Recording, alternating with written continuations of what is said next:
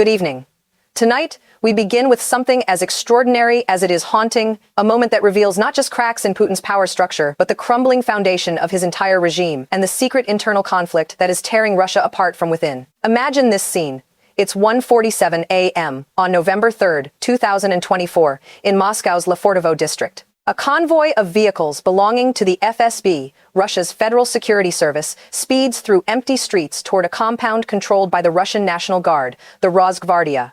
The FSB has intelligence that Rosgvardia officers are planning a meeting with Wagner Group veterans who survived the June 2023 mutiny and have been operating underground since Prigozhin's death. As the FSB convoy approaches, Rosgvardia forces block the road. Weapons are drawn. For 47 minutes, two branches of Russia's security apparatus face each other in armed standoff in the heart of Moscow, while Putin's Kremlin tries desperately to prevent the confrontation from escalating into open combat. This is not Ukraine. This is not some distant battlefield. This is Moscow, where competing power structures within Russia's own government are on the verge of shooting each other while Putin's control over his security services visibly disintegrates. Think about that. For 34 months of war in Ukraine, Putin has maintained the illusion that Russia speaks with one voice, that his security services operate in harmony, that his control over Russia's power structures remains absolute. And yet tonight, what we're witnessing is not external threat, but internal collapse, not foreign aggression, but domestic fragmentation,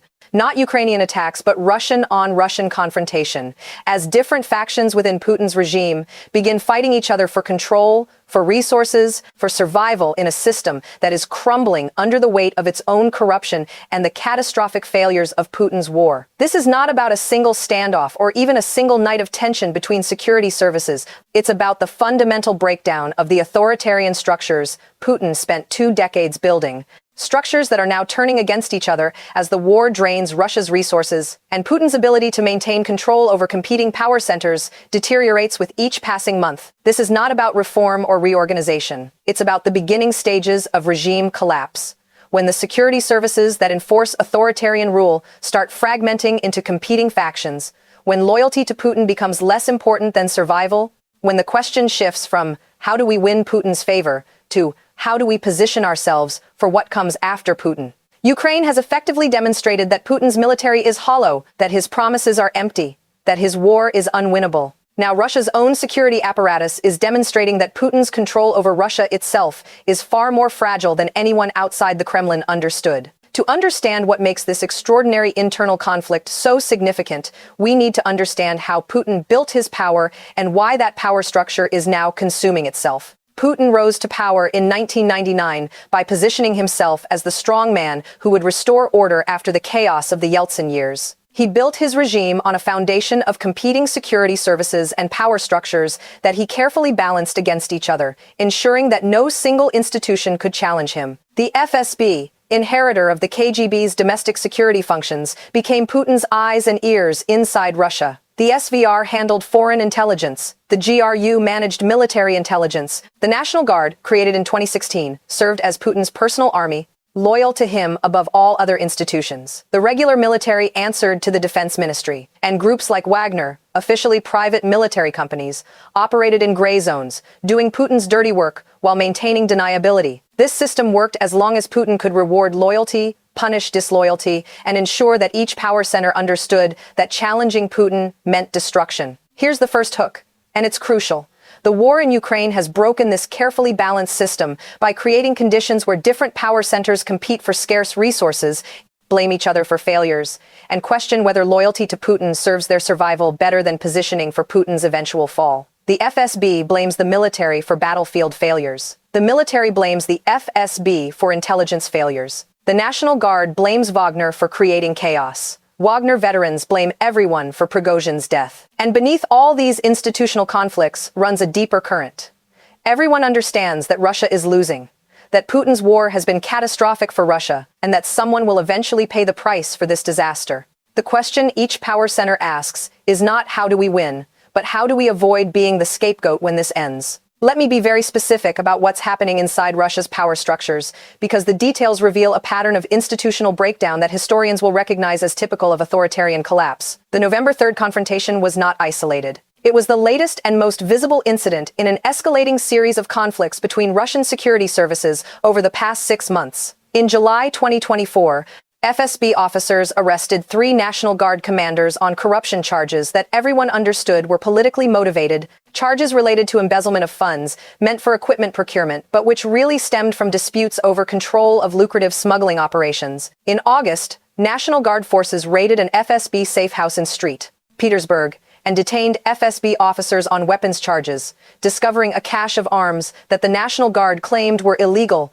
but which everyone knew were standard FSB operational equipment. The real issue was that the FSB was operating in National Guard territory without coordination. In September, competing security services engaged in armed confrontation in Rostov-on-Don over control of smuggling routes, bringing supplies to Russian forces in Ukraine, with both services claiming jurisdiction and neither willing to back down until the Defense Ministry intervened. In October, FSB counterintelligence arrested 2 GRU officers on espionage charges, an extraordinary move given that both agencies ostensibly work for the same government. Each incident follows the same pattern. One security service encroaches on another's territory, arrests or challenges the other's personnel, and creates situations where armed confrontation becomes possible. And each time, Putin's Kremlin intervenes to prevent escalation, but the interventions become less effective, the resolutions less durable, and the conflicts more frequent and more violent. The root cause is not personal animosity between security chiefs, though that certainly exists and has intensified since Prigozhin's death and the Wagner mutiny in June 2023. The root cause is that the war has created a zero-sum competition for resources within Russia's power structures. Military budgets are enormous, but insufficient to sustain operations at current tempo. Corruption siphons money at every level, with estimates suggesting that 30 to 40% of defense spending never reaches its intended purpose. Different security services compete for access to the diminishing pool of resources while simultaneously positioning to avoid blame for failures that everyone knows are coming. The Wagner situation particularly haunts Russian security services because Wagner veterans, numbering in the thousands, remain loyal to Prigozhin's memory and hostile to the Russian Defense Ministry they blame for his death. These veterans possess combat experience, weapons access, and networks throughout Russian military and security structures. They represent a wild card that neither the FSB nor the National Guard can fully control, a potential insurgent force inside Russia that could align with any faction or operate independently if conflicts escalate. Some intelligence suggests that Wagner veterans have been quietly building networks in multiple Russian regions, stockpiling weapons, and preparing for contingencies that could range from defending themselves against government repression to active participation in internal Russian conflicts. In a functional state, such conflicts would be resolved through institutional processes and clear chains of command. In Putin's Russia, those institutions are hollow. Chains of command are ambiguous, deliberately so because Putin built his system on competing and overlapping authorities. And the only real authority is Putin himself, which worked as long as Putin remained strong but breaks down when Putin's authority weakens. As long as Putin remained strong, his personal authority kept competing factions in line through fear of punishment and hope for rewards. But Putin is not strong anymore. The war has exposed his weakness and his strategic incompetence. His promises of quick victory were lies exposed by Ukrainian resistance. His assurances that Russia could sustain the war proved false as sanctions and casualties mount. And now the power structures Putin built are turning on each other because everyone understands that Putin's authority is crumbling. And the question is not whether the system collapses, but when and who survives the collapse. Think about that. The FSB and National Guard nearly exchanged fire in Moscow because neither service believed Putin could or would effectively arbitrate their dispute. That's not a sign of a functioning autocracy. That's evidence of advanced regime decay. When security services stop fearing the autocrat enough to avoid armed confrontation with each other, when institutional discipline breaks down to the point where different branches of government threaten violence against each other, when Putin's ability to maintain order among his own power structures visibly fails, the regime is in its terminal phase. This doesn't mean Putin falls tomorrow. Authoritarian regimes can persist in states of decay for months or years. But the trajectory is clear and the outcome increasingly inevitable. What makes this even more haunting is what's happening beyond Moscow in Russia's regions, where the central government's control has always been weaker and where the breakdown of institutional authority is creating conditions approaching anarchy in some areas. In Dagestan, local security forces have effectively stopped cooperating with federal authorities, creating a situation where Moscow's orders are ignored and local commanders make decisions based on regional interests rather than central directives. Federal prosecutors sent to investigate corruption were turned away at gunpoint by local police who answer to regional leaders rather than Moscow. In Tatarstan, Regional leaders are quietly building autonomous power structures that don't depend on Moscow's approval, establishing their own relationships with foreign governments, managing their own security services, and preparing for a future where central authority may not exist. The Republic's leadership has begun conducting quasi-independent foreign policy, meeting with leaders from Central Asian states and even some European countries without seeking Moscow's permission. In the Far East, entire military units have deserted, and federal authorities lack the resources to pursue them, with some estimates suggesting that over 3,000 soldiers have disappeared from their units and are living in remote areas or have fled across borders to China and Mongolia. In Siberia, regional governments are withholding tax revenue from Moscow, claiming they need resources to maintain local services, effectively daring the Kremlin to enforce federal law when the Kremlin lacks the capacity to do so. Across Russia's vast territory, the story is the same. Putin's central authority is eroding, regional actors are asserting autonomy, and the institutions that enforce Moscow's control are either too weak, too conflicted, or too compromised to maintain order effectively. Russia is not yet in civil war, but Russia is approaching a state where civil war becomes possible, where competing power centers resort to violence to resolve disputes, where the monopoly on force that defines state authority fragments into competing armed factions that answer to different masters and pursue different agendas. Now, here's the second hook. And it connects directly to why Ukraine's continued resistance matters so much to Russia's internal stability. The longer the war continues, the more resources it consumes, the more Russia's internal power structures compete with each other, and the faster Putin's control deteriorates. Every month the war continues is a month where military budgets drain resources from other priorities. Every month is a month where casualties mount, and families question why their sons died. Every month is a month where sanctions bite deeper and economic pressures increase. Every month is a month where Ukraine demonstrates that Russian military power is hollow and Putin's promises are empty. And every month is a month where the power structures inside Russia grow more desperate, more competitive, more willing to challenge each other and potentially challenge Putin himself. The economic dimension of this internal crisis cannot be overstated.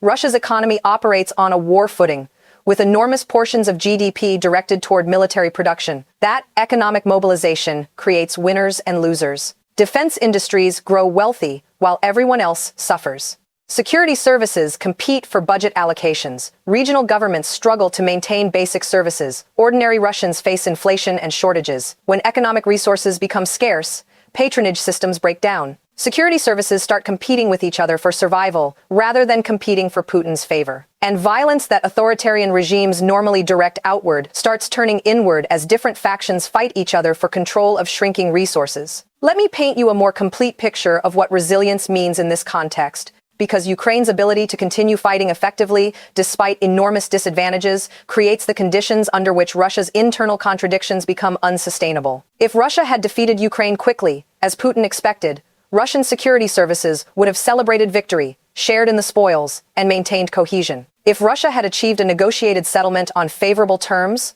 Putin could have declared victory and redistributed resources to reward loyalty and maintain stability. But Ukraine refused to surrender. Ukrainian forces adapted and innovated. Ukrainian society remained resilient. And Ukraine's continued resistance means the war continues consuming Russian resources, exposing Russian failures, and creating the conditions under which Russia's power structures turn on each other. Ukraine didn't cause Russia's internal conflicts, but Ukraine's resistance ensures those conflicts escalate rather than resolve. And yet, what's most remarkable is how little Ukraine has had to do to accelerate Russia's internal collapse. Ukraine focused on defending territory, striking Russian military targets, and maintaining international support.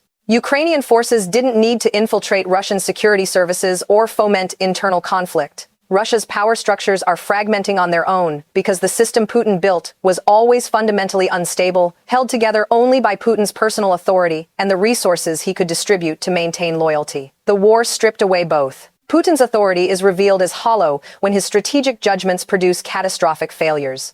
The resources are consumed by endless military operations that achieve nothing. And without authority or resources to distribute, Putin cannot prevent his security services from fighting each other over what remains. Here's the third hook. The internal conflicts within Russia's security services create opportunities and risks for Ukraine and for the West that require careful strategic thinking. The opportunity is clear. A Russia consumed by internal power struggles cannot effectively prosecute war against Ukraine. Russian security services fighting each other cannot coordinate intelligence operations. Russian military units worried about conflicts with other Russian units cannot focus on Ukrainian forces. Russian leadership distracted by internal threats cannot develop coherent strategy for external operations. Every month, Russia's internal conflicts escalate is a month where Russia's threat to Ukraine diminishes. The risk is equally clear. A fragmenting Russia with thousands of nuclear weapons, vast arsenals of conventional weapons, and competing power centers fighting for control is extraordinarily dangerous. The collapse of the Soviet Union was managed, barely, through negotiations and international cooperation. The potential collapse of Putin's Russia might not be as manageable, particularly if competing factions resort to violence, and the transition involves armed conflict between Russian security services. The intelligence picture remains incomplete, but what Western intelligence services have pieced together is alarming. Multiple Russian security services are building autonomous capabilities independent of central control. The FSB maintains its own armed forces. The National Guard operates as Putin's personal army. The GRU controls special forces units. Wagner veterans maintain informal networks and weapons access. Each institution could become an independent power center if central authority collapses. The prospect of multiple armed factions fighting for control of Russia while possessing access to nuclear weapons is the nightmare scenario that keeps Western intelligence officials awake at night. Think about what this means for Putin personally and understand why his behavior is becoming increasingly erratic and unpredictable. Putin understands that his power depends on maintaining the loyalty of security services that are increasingly questioning whether loyalty to Putin serves their interests. Putin cannot admit that the war has failed because admitting failure means accepting responsibility for catastrophe. Putin cannot end the war through negotiation because that would be seen as weakness, and weakness is fatal in authoritarian systems. Putin cannot escalate effectively because Russia lacks the resources for meaningful escalation, and escalation would accelerate internal collapse. Putin is trapped in a situation where every option leads to deterioration of his position, and where the trajectory clearly points toward eventual loss of power and potentially loss of freedom or life. Let me take you inside what fragmenting authoritarian systems look like historically, because the pattern Russia is following is not unique. When authoritarian regimes fail, the first sign is economic crisis. Russia has that. The second sign is military failure. Russia has that. The third sign is elite fragmentation, when power structures start competing rather than cooperating. Russia has that now. The fourth sign is alternative power centers, questioning central authority. Russia is approaching that. And the final sign is open violence between competing factions. Russia is not there yet, but the November 3rd standoff suggests Russia is moving in that direction. Once authoritarian regimes enter this trajectory, reversal is extraordinarily difficult. The trust between power centers is broken. The institutions that maintain order are compromised. And the question becomes not whether the regime falls, but how violent the fall will be. The Soviet collapse offers both encouragement and warning. Encouragement, because the Soviet Union collapsed without descending into civil war or nuclear catastrophe. Warning, because that collapse was managed through leadership that chose negotiation over violence and international cooperation that supported transition. Putin is not Gorbachev. Putin will not voluntarily surrender power. Putin's security services are more fragmented and violent than Soviet institutions were. And the international environment is more hostile. The risk that Russia's potential collapse becomes violent and destabilizing is real and substantial. Now, we need to talk about what this means for Ukraine's strategy and Western policy, because Russia's internal fragmentation creates opportunities that must be exploited carefully. For Ukraine, the strategic implication is clear. Maintain pressure, continue striking Russian military targets, and sustain international support. Ukraine doesn't need to invade Russia or overthrow Putin. Ukraine needs to keep fighting effectively enough that the war continues consuming Russian resources. Time is now on Ukraine's side. For the West, the challenge is supporting Ukraine while preparing for potential Russian instability. That means continuing weapons and support to Ukraine, maintaining sanctions, and simultaneously developing contingency plans for scenarios ranging from Putin's fall to Russian civil conflict to nuclear security crises. Here's the fourth hook. The question is no longer whether Putin's regime will survive, but what comes after Putin, and whether that transition can be managed without catastrophic violence. Western policymakers must think seriously about post-Putin Russia, about how to engage with potential successor regimes, about how to ensure nuclear security during transition, about how to support stabilization without empowering the next authoritarian strongman. Those are complex questions without easy answers, questions that involve difficult trade-offs between competing objectives and uncertain outcomes. But they're questions that must be addressed now, while there's still time to shape outcomes and prepare responses, rather than waiting until crisis erupts and options narrow to emergency crisis management. Look at the historical parallels and understand why Putin should be terrified of his current position. Nicolae Ceausescu ruled Romania for decades as an absolute dictator, but when his regime collapsed in 1989, he was executed within days. Muammar Gaddafi dominated Libya for 42 years, but when his regime fell in 2011, he was captured and killed by forces he once commanded. Saddam Hussein controlled Iraq through brutal security services, but those services abandoned him when American forces invaded and he was captured hiding in a hole. The pattern is consistent. Authoritarian leaders who rule through fear and repression are vulnerable when their power structures fragment, and the fall is often sudden and violent. Putin has spent 2 decades building a regime based on fear, corruption, and brutal suppression of dissent. That regime is now fragmenting. The security services that enforce Putin's rule are fighting each other. The military that was supposed to demonstrate Russian power has revealed Russian weakness. The economic system that bought loyalty is breaking under sanctions and war costs. Putin's position is not yet untenable, but it's heading in that direction, and the trajectory is accelerating. Napoleon believed himself invincible until Russian winter and resilience destroyed his army. Hitler believed German superiority would overcome Soviet resistance until Soviet forces ground down German capabilities through attrition. Both learned that military power alone cannot overcome determined resistance, that logistics matter more than initial advantages, and that wars are won not by those who start strong but by those who endure longest. Putin is learning the same lesson. Russia started this war with overwhelming advantages in military power, in resources, in geographic position. And yet, Ukraine endures. Ukrainian resistance continues. Ukrainian society remains resilient, and Russian power proves hollow when tested against Ukrainian determination. The difference is that Napoleon and Hitler fell because external enemies defeated them. Putin is falling because his own system is consuming itself from within, while Ukraine simply refuses to surrender. What we're witnessing inside Russia is not a planned transition or managed reform. It's institutional breakdown, the kind of decay that typically precedes regime collapse. Security services fighting each other, regional authorities ignoring central government, military units deserting, economic systems strained to breaking. And at the center of it all, Putin, trapped by circumstances of his own creation, unable to admit failure, unable to negotiate success, watching his power erode as the war he started to demonstrate. Russian strength instead reveals Russian weakness and accelerates the very regime fragmentation he spent 2 decades preventing. Now,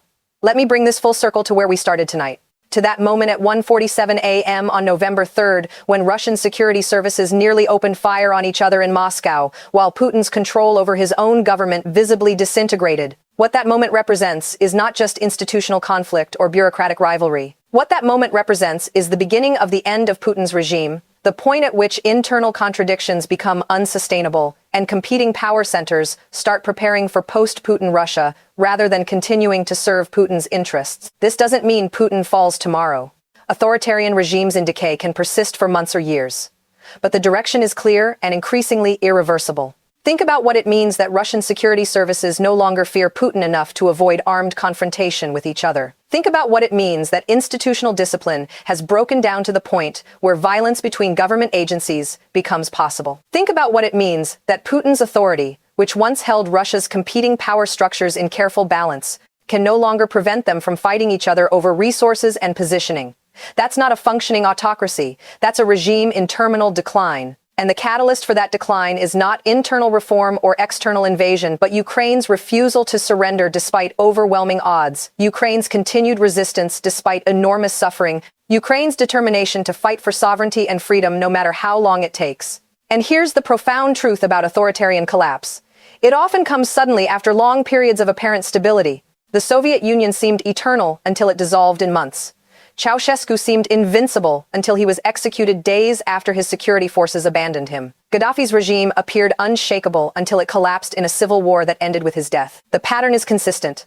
Authoritarian regimes are more fragile than they appear, held together by perception of strength more than actual strength. And once that perception breaks, collapse can come with stunning speed. Putin's regime is approaching that inflection point. The perception of Putin's strength is shattered by military failures in Ukraine.